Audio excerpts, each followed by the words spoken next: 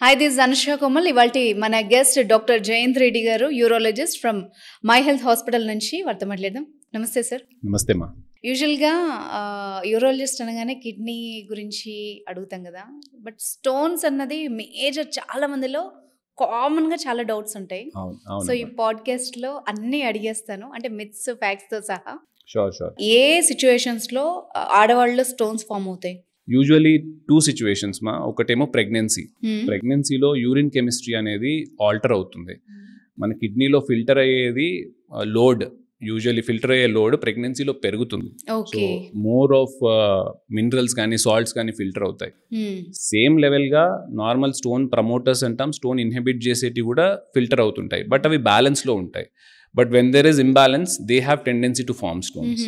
Second thing, usually post menopausal women, అంటే 45 years తర్వాత ఎప్పుడైతే బ్లీడింగ్ అవన్నీ అయిపోతుందో హార్మోనల్ చేంజెస్ వల్ల కూడా they have tendency to form stone. Okay, hormonal changes కూడా. Exactly. Okay, they have tendency. I'm not saying majority అని కాదు, కానీ mostly these age groups have tendency to form stones in females. ఇప్పుడు kidney stones form అవుతాయి, వీళ్ళకి ఖచ్చితంగా form అవుతాయి అని చెప్పగలుగుతామా? కొందరికి ఏవైనా category wise first time stone form అయ్యే వరకు ఎవరికి ఫామ్ అవుతున్నాయో చెప్పలేము. That is very clear.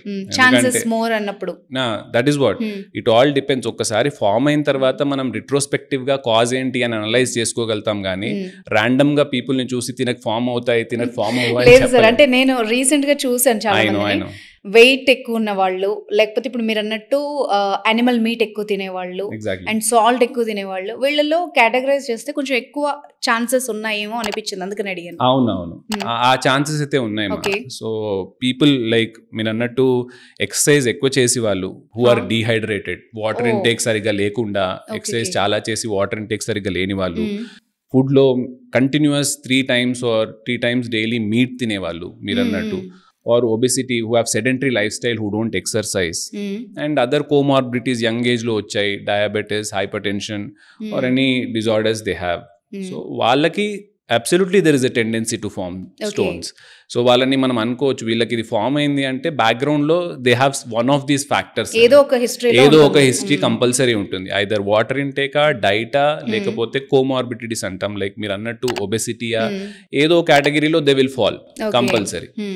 So వేరే వాళ్ళకైతే ఫస్ట్ టైం స్టోన్ ఫార్మర్స్కి అయితే నార్మల్గా ఉన్న యాక్టివ్ పర్సన్కి స్టోన్ వచ్చింది, ఇతనికి ఏమీ లేవు, సో వీళ్ళని మనం ఐడెంటిఫై చేయొచ్చు అంటే that we can not do.